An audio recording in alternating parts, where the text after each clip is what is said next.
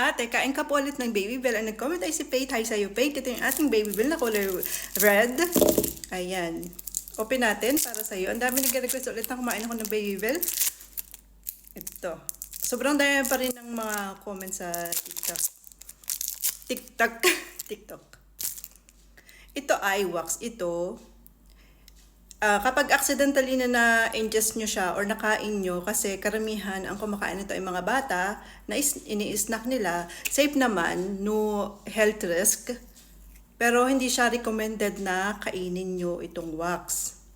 Kasi meron siyang content ng paraffin. Wax yan. May nakita kasi ako na kinakain itong wax kasama nitong cheese. Ito ay wala siyang lasa. Try ko, ha?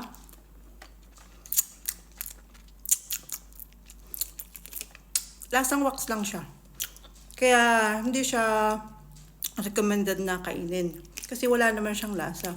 Ito yung lasang cheese na merong konting alat, tapos lasang gatas.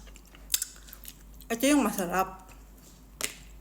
Pero ito, hindi siya recommended kainin.